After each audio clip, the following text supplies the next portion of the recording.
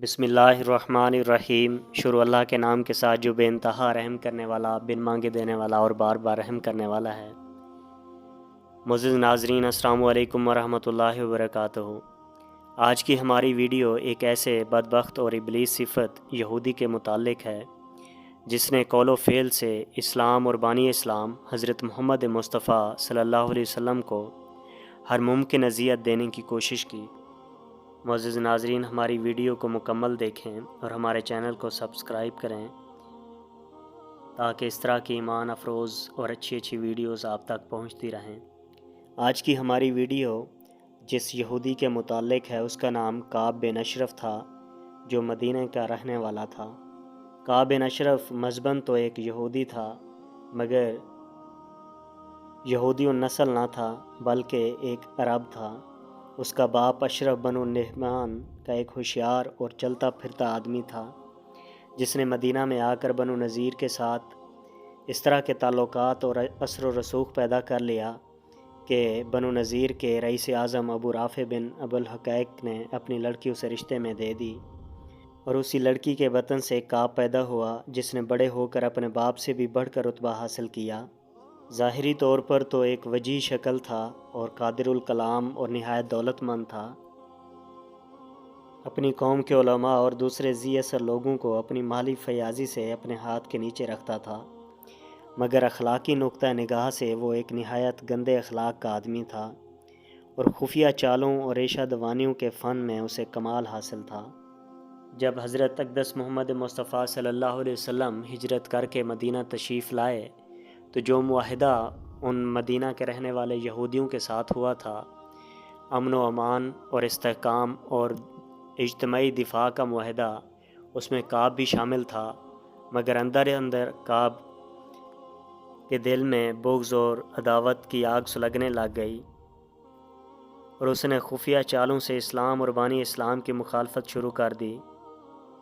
काब यहूदी उलमा और मशाइख को सालाना वज़ाइफ और खैरात दिया करता था। हज़रत सल्लल्लाहु अलैहि वसल्लम की मदीना आमद के बाद उसने उन लोगों से हज़रत सल्लल्लाहु अलैहि वसल्लम के मुतालिक पूछा तो उन्होंने कहा कि बज़ाहिर तो ये वही नबी लगता है जिसका हम इंतज़ार कर रहे हैं। इस बात पर काब बहुत बिगड़ गया और उन्हें खैरात और वज़ाइफ देने से इनकार कर दिया और उन्हें वहाँ से भगा दिया।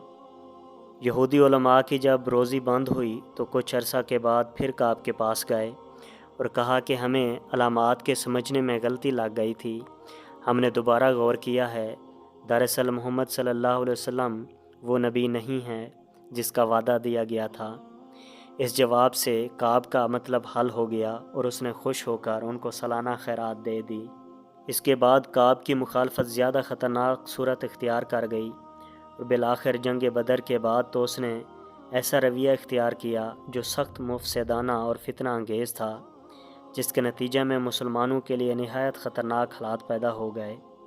जंग बदर की फ़तह ने इस्लाम को वो इस्तेहकाम दे दिया जिसका काब बिन अशरफ वहम व गुमान भी ना करता था। तो वो जंग बदर की फ़तह के बाद गैज़ व गज़ब से भर गया और फ़ौरन सफ़र की तैयारी कर ली। उसने मक्का की राह ली और वहाँ जाकर अपनी चर्ब ज़बानी और शेर गोई के ज़ोर से कुरैश के दिलों में सुलगती हुई आग को शोलाज़ान कर दिया और उनके दिल में मुसलमानों के खून की ना बुझने वाली प्यास पैदा कर दी और उनके सीने जज्बात इंतकाम व अदावत से भर दिए। और उसने कुरैश मक्का को खाना काबा में ले जाकर उनके हाथ में खाना काबा के पर्दे पकड़वा दिए और ये कस्में लीं कि जब तक मदीना वालों से बदला नहीं लेंगे, चैन व सुकून से नहीं बैठेंगे। उसके बाद उसने दूसरे कबाइल अरब की तरफ रुख किया और मुसलमानों के ख़िलाफ़ उनको भड़काया। फिर मदीना वापस आकर मुसलमान ख़वातीन पर तशबीब कही, यानी अपने जोश दिलाने वाले अशार में निहायत गंदे और फहश तरीक़ पर मुसलमान ख़वातीन का ज़िक्र किया, हत्ता के ख़ानदान नबूवत की मस्तूरात को भी अपने उन उबाशाना अशार का निशाना बनाने से दरेग ना किया और मुल्क में उन अशार का चर्चा करवाया। और बिलाखिर उसने हज़रत सल्लल्लाहु अलैहि वसल्लम के कत्ल की साजिश की और आप सल्लल्लाहु अलैहि वसल्लम को किसी दावत वगैरह के बहाने से अपने मकान पर बुलाकर चंद नौजवान यहूदियों से آپ کو قتل کروانے کا منصوبہ باندھا، مگر خدا کے فضل سے وقت پر اطلاع ہو گئی اور اس کی یہ سازش کامیاب نہیں ہوئی۔ جب نوبت یہاں تک پہنچ گئی کہ کعب کے خلاف عہد شکنی، بغاوت، تحریک جنگ، فتنہ پردازی، فحش گوئی اور قتل کی سازش کے الزامات ثابت ہوئے، تو آن حضرت صلی اللہ علیہ وسلم نے یہ فیصلہ صادر فرمایا کہ کعب بن اشرف اپنی کارروائیوں کی وجہ سے واجب القتل ہے، اور اپنے بعض صحابیوں کو ارشاد فرمایا کہ اسے قتل کر دیا جائے۔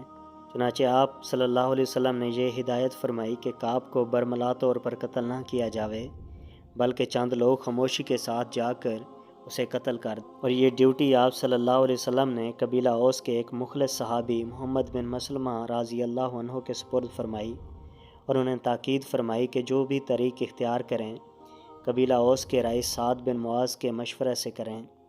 چنانچہ حضرت محمد بن مسلمہ رضی اللہ عنہ نے حضرت ابو نائلہ اور 2-3 اور صحابیوں کو اپنے ساتھ لیا اور کعب کے مکان پر پہنچے، اور کعب کو اس کے اندرون خانہ سے بلا کر کہا، ہمارے صاحب یعنی محمد رسول اللہ صلی اللہ علیہ وسلم ہم سے صدقہ مانگتے ہیں اور ہم تنگ حال ہیں، کیا تم مہربانی کر کے ہمیں کچھ قرض دے سکتے ہو؟ یہ بات سن کر کعب خوشی سے کود پڑا اور کہنے لگا، واللہ ابھی وہ دن دور نہیں کہ جب تم اس شخص سے بیزار ہو کر اسے چھوڑ دو گے۔ حضرت محمد بن مسلمہ نے جواب دیا، خیر ہم تو محمد صلی اللہ علیہ وسلم کی اتباع اختیار کر چکے ہیں، اور اب ہم یہ دیکھ رہے ہیں کہ اس سلسلے کا انجام کیا ہوتا ہے، مگر تم یہ بتاؤ کہ قرض دو گے یا نہیں؟ کعب نے کہا، ہاں مگر کوئی چیز رہن رکھو۔ حضرت محمد نے پوچھا، کیا چیز؟ اس بدبخت نے جواب دیا، اپنی عورتیں رہن رکھ دو۔ حضرت محمد بن مسلمہ نے غصے کو دبا کر کہا، یہ کیسے ہو سکتا ہے کہ تمہارے جیسے آدمی کے پاس ہم اپنی عورتیں رہن رکھ دیں؟ اس نے کہا، اچھا تو پھر اپنے بیٹے سے ہی۔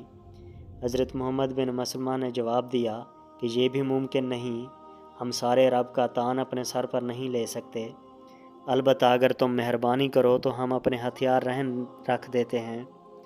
کعب راضی ہو گیا اور محمد بن مسلمہ اور ان کے ساتھی رات کو آنے کا وعدہ دے کر واپس چلے گئے۔ جب رات ہوئی تو یہ پارٹی ہتھیار وغیرہ ساتھ لے کر آئی اور اسے گھر سے نکال کر باتیں کرتے کرتے ایک طرف کو لے آئے۔ تھوڑی دیر بعد چلتے چلتے محمد بن مسلمہ یا ان کے کسی ساتھی نے کسی بہانے سے کعب کے سر پر ہاتھ ڈالا اور نہایت پھرتی کے ساتھ اس کے بالوں کو مضبوطی سے پکڑ لیا اور اپنے ساتھیوں کو آواز دی۔ صحابہ نے جو پہلے سے تیار اور ہتھیار بند تھے فوراً تروالیں چلا دیں، اور بالآخر کعب قتل ہو کر زمین پر گر گیا، اور حضرت محمد بن مسلمہ اور ان کے ساتھی وہاں سے رخصت ہو کر جلدی جلدی حضرت صلی اللہ علیہ وسلم کی خدمت میں حاضر ہو گئے، اور آپ صلی اللہ علیہ وسلم کو اس قتل کی اطلاع دی۔ جب کعب کے قتل کی خبر مشہور ہوئی تو شہر میں ایک سنسنی پھیل گئی، اور یہودی لوگ سخت جوش میں آ گئے، اور دوسرے دن صبح کے وقت یہودیوں کا ایک وفد حضرت صلی اللہ علیہ وسلم کی خدمت میں حاضر ہوا اور شکایت کی کہ ہمارا سردار کعب بن اشرف اس طرح قتل کر دیا گیا ہے۔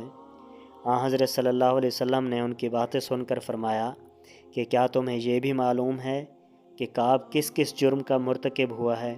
اور پھر آپ صلی اللہ علیہ وسلم نے اجمالاً ان کو کعب کے عہد شکنی اور تحریک جنگ اور فتنہ انگیزی اور فحش گوئی اور سازش قتل وغیرہ کی کارروائیوں یاد دلائیں، جس پر یہ لوگ ڈر گئے، اور اس کے بعد حضرت صلی اللہ علیہ وسلم نے ان سے فرمایا کہ تمہیں چاہیے کہ کم از کم آئندہ کے لیے ہی امن اور تعاون کے ساتھ رہو اور عداوت اور فتنہ و فساد کا بیج نہ بو۔ اس کے بعد یہودیوں نے کبھی بھی کعب بن اشرف کے قتل کا ذکر کر کے مسلمانوں پر یہ الزام نہیں لگایا، کیونکہ ان کے دل محسوس کرتے تھے کہ کعب اپنی مستحق سزا کو پہنچا ہے۔ اس طرح ایک بدبخت یہودی کا انجام تمام ہوا۔